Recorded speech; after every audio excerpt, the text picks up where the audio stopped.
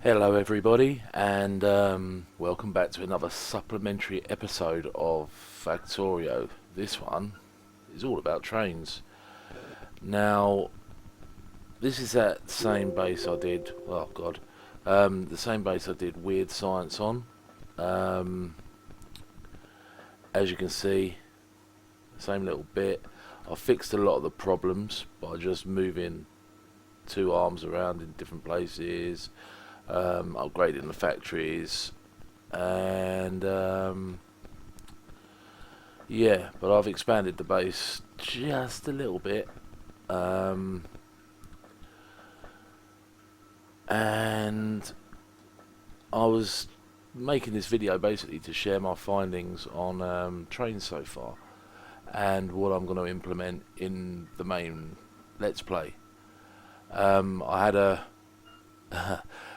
massive video for episode 14 to upload because I did a little bit of editing to speed up some of the waiting around bit, and end up clocking in at nearly 15 gigabytes, so it's taken me near enough all day to upload that one.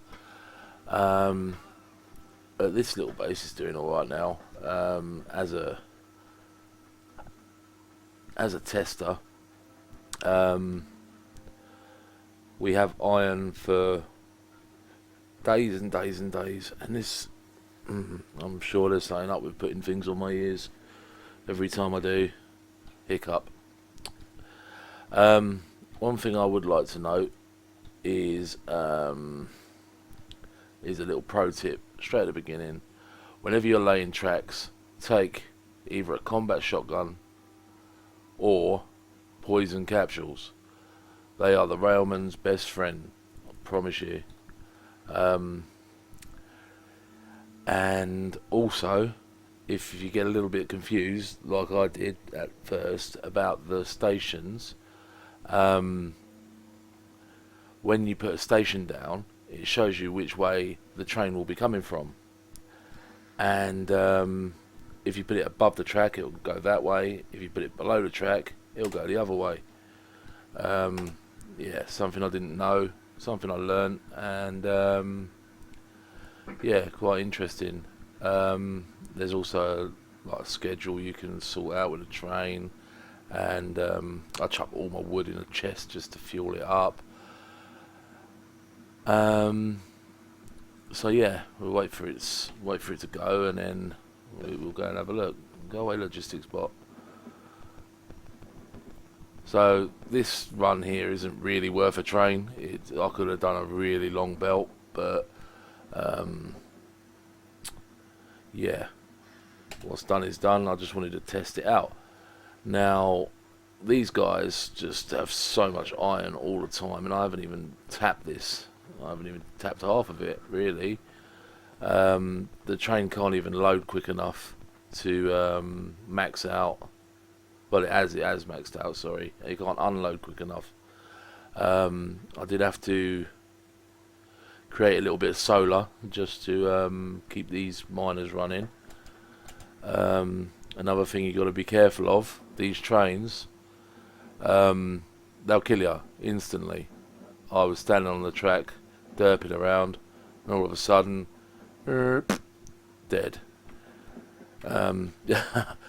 But as you can see, these things can carry a lot of iron, and if you have the infrastructure on the other end, you could have 10 carts and just fill them all up and transfer huge amounts of material. Don't go yet, thanks. I've also done the same with copper. It's a little bit of a longer route. It's a bit wobbly, I think, is more why it feels longer. And when it comes along, I'll show you. Also, you may be wondering what all these switchbacks and curly whirly bits of track are. Now, it's going very dark, so I don't think you can see that, but I can't see on the preview. We'll wait for it to get to light. The trains do normally have a headlight as well. I don't know. This base started suffering really badly through lack of ore, and I went round. I picked up all of the miners that were dead, and it was like 3/4 of them. And then I decided to expand out. Okay, so as you can see, all these tracks are one way. So you have to have a circle with 2 exits coming off of different motions, so clockwise and counterclockwise, or else the train will just say, "Can't find a path, sorry, on your own," and it will just sit there, not doing anything.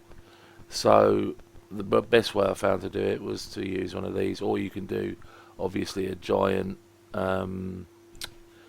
square or circle around your base, and have stops in between and make one train do all the work. If you want to have more than one train on a single line, you need to use signals. I haven't really used them, and I don't know what a chain signal does, but I'll make a couple just to show you what they do. Now, a signal, what you would do is you would put them down where it can only show one piece of track lit up, and like so. Now, if there's a train in this station, another train cannot come down this station. If you're using a 2-way line, you would use these on every entrance and exit to any switchback. Just to, you see how it went red there?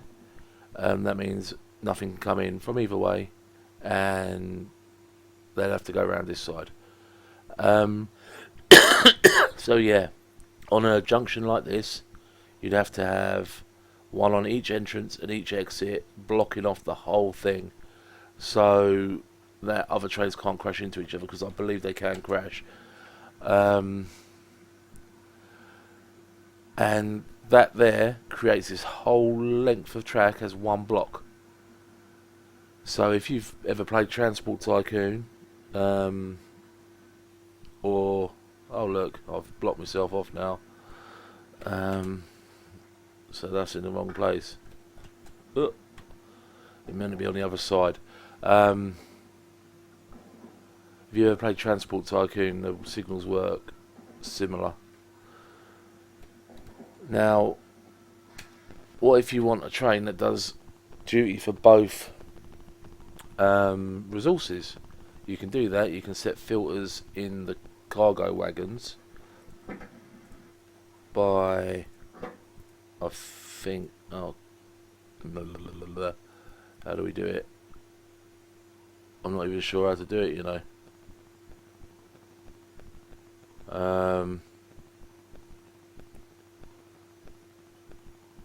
I know you can, because I've seen a Let's Play of it. This is how I learned how to do it in the first place, but now I can't seem to remember. But what you can do, you can limit it like a chest, and you could use smart inserters, inserting from different boxes into different parts of the cargo wagon, and that would work as well.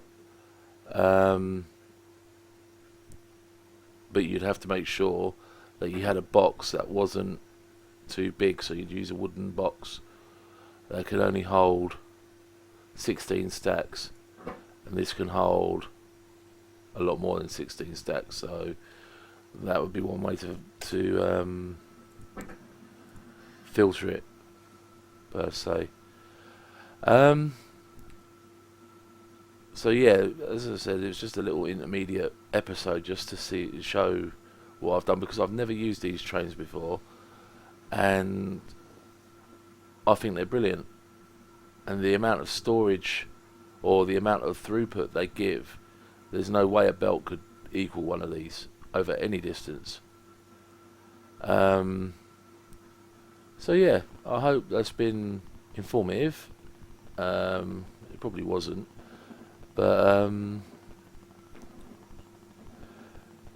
yeah, they could be expanded. Say I emptied this copper deposit out, and there was another one here, for instance, I could just branch off another piece of track from here, for instance, and then go down and grab it with another train. And then all you got to do is wire up the miners and have enough arms, obviously, to keep it loaded.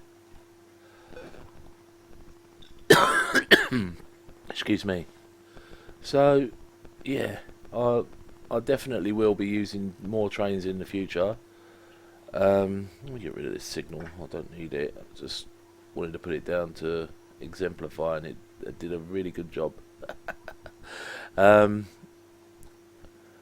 But yeah, one other thing. Check this.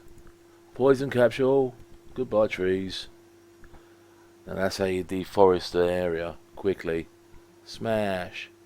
But just be careful, because you run into it, it hurts you too. And if you haven't got a poison capsule, then combat shotgun is very viable too. Pow. Yeah, you just got to be careful you don't get into that green cloud, because it will destroy you. And if you throw too many around the place, it can be hard to get out of the way. So yeah, as I said, supplementary episode, and I shall see you on the next Let's Play. TTFN.